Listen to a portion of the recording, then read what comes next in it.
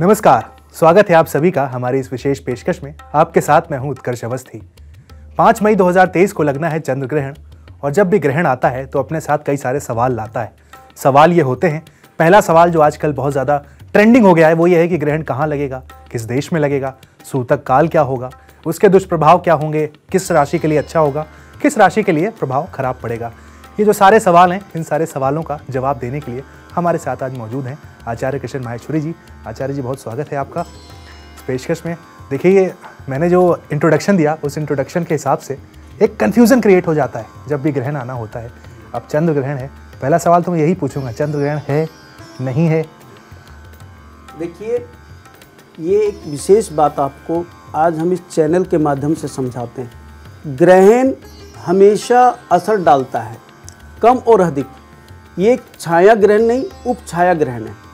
अब अगर हमारे हिंदुस्तान में ये ग्रहण हमारे टाइम के अनुसार अगर देखते हैं, चंद्रमा उदय होता है तो हमारे यहाँ तो रात को चंद्रमा होता है और रात को ग्रहण पड़ रहा है, तो चंद्र ग्रहण का मतलब चंद्र ग्रहण है। तो रात को जब चंद्र ग्रहण है, रात को हमारे हिंदुस्तान में टाइम है, उसके अनुसार अगर ये टाइम सेट किया गया है तो चंद्र ग्रहण का पूरा असर हमारे ऊपर आएगा। जी आचार्य जी, पिछली बार हमने बात की थी जब सूर्य ग्रहण था जी, हमने आपसे बात की थी, तब वो एक हाइब्रिड सूर्य ग्रहण कहा गया था। कुछ विशेष था इस बार ग्रहण में भी कुछ विशेष? नहीं, ऐसा कुछ नहीं है, किसी को कोई घबराने की आवश्यकता नहीं है। ये एक साधारण चंद्र ग्रहण है और इसका वो असर नहीं है जो सूर्य ग्रहण का था। इसका जहाँ असर है वो भी हम आपको बताते हैं। जी, आपने असर की बात की। खबरें ऐसी भी हैं कि हिंदुस्तान में असर नहीं है, जो पश्चिम के देश हैं वहाँ पर असर है, ऐसा कुछ? देखिए, हिंदुस्तान में इसका असर तभी होगा जब मौसम साथ देगा।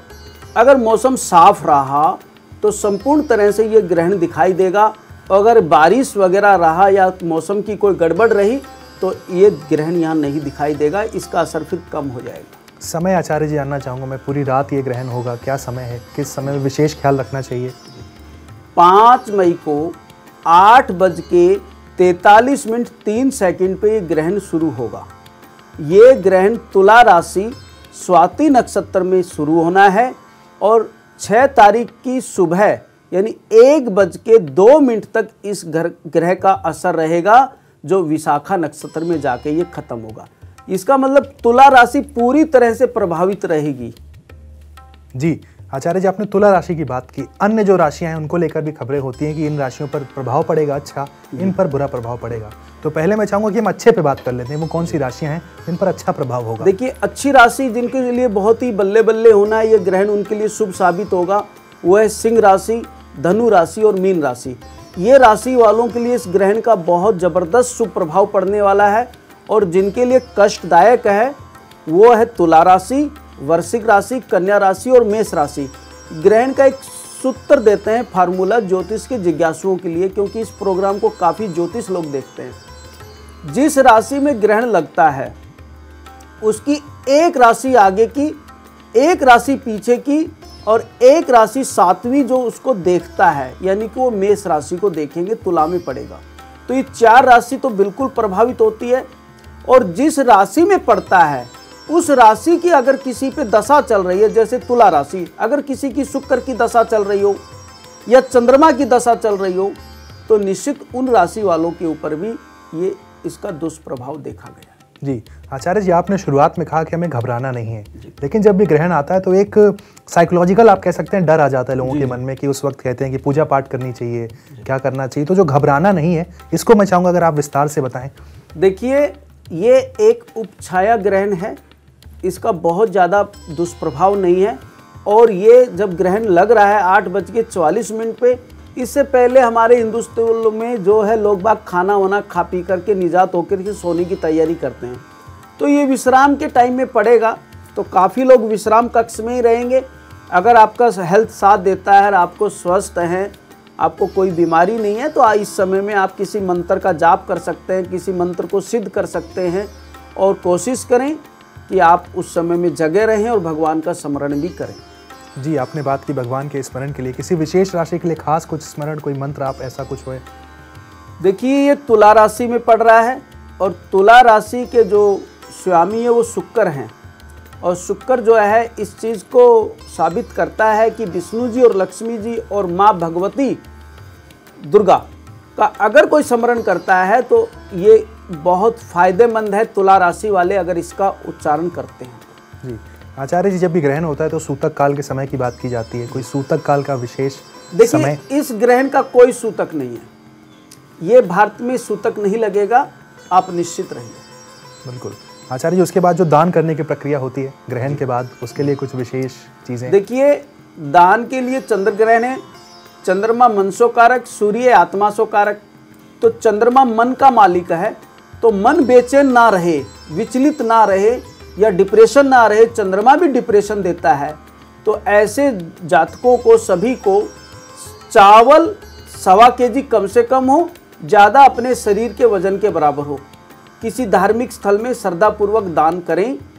एक दूसरा 15 दिन लगातार कच्चा दूध पानी में डाल करके स्नान करें तो निश्चित इस ग्रहण का दुष्प्रभाव खत्म होगा। जी, और ये दान पुण्य की जो प्रक्रिया है, चूंकि रात में ग्रहण है तो सुबह करनी होगी ये प्रक्रिया? हाँ, रात को चावल को छू के रख दीजिए, सुबह नहा धोकर किसी धार्मिक स्थल में दान कर दीजिए। जी ऐसा है।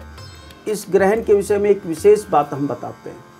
अगर आप सामर्थ है तो थोड़ी सी ड्राई फ्रूट ले लीजिए और उसको हाथ से रगड़िए, और उसी ग्रहण के पीरियड में अगर आप निकल सकते हैं बाहर, आपकी सुविधाएं हैं और आपको गरीब निर्धन लोग कोई दिखाई दे तो उसे उसी समय दान करें तो निश्चित इस ग्रहण का बिल्कुल फ़ायदा होगा। नुकसान तो छोड़िए, 5 गुना एक्स्ट्रा उसको फ़ायदा होगा। वो और ग्रहण का इंतज़ार करेगा कि ग्रहण कब पड़े जिससे हम ये ड्राई फ्रूट दान करें।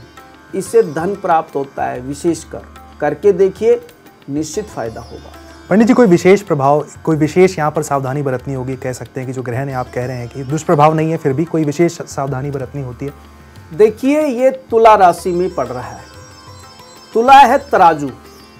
तराजू क्या है? वकालत।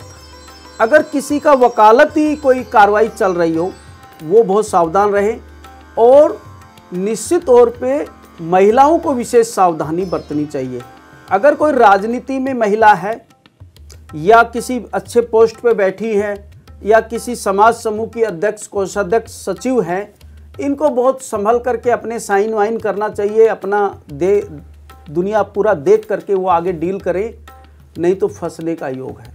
एक ये ज़्यादातर कोर्ट से संबंधित कोई बड़ा फैसला या कोर्ट का कोई ऐसा नया कानून कहीं नहीं निकल के आए इन दिनों में, क्योंकि तुला फिर कोर्ट आ गया, तो कोई भी कोर्ट से संबंधित नया कानून ना आए या कानून आए, देखिएगा कोर्ट से संबंधित निश्चित कोई नए कानून हमारे देश में बनने जा रहा है। इस ग्रहण का ये असर आपको देखने को। बिल्कुल, एक यहाँ पर बड़ी बात आपने की, कोई नया कानून बन सकता है। चलते चलते मैं चाहूँगा कोई विशेष अगर मंत्र हो जिसका जाप करना हो ग्रहण के दौरान? ओम सोम सोमाय नमः का जाप करें और कोशिश करें आप शिवजी भगवान का 15 दिन लगातार कच्चे दूध से अभिषेक करें। ये 4 राशि वाले तो जरूर करें। अगर किन्हीं की चंद्रमा की दशा चल रही हो वो भी करें तो उनको अनेक तरह का फायदा होगा। बिल्कुल, तो चंद्र ग्रहण देखिए 5 मई 2023 को होना है। आचार्य जी ने बता दिया है कि आपको घबराने की ज़रूरत नहीं है। बाकी जो भी सावधानियां हैं जो आपको बरतने की ज़रूरत है वो भी आचार्य जी ने बता दी है। आचार्य जी बहुत बहुत धन्यवाद आपका इस कार्यक्रम के लिए। जैसा आचार्य जी ने कहा, घबराना आपको नहीं है। चंद्र ग्रहण जरूर 5 तारीख को है। अपना ख्याल रखिए। धन्यवाद। नमस्कार।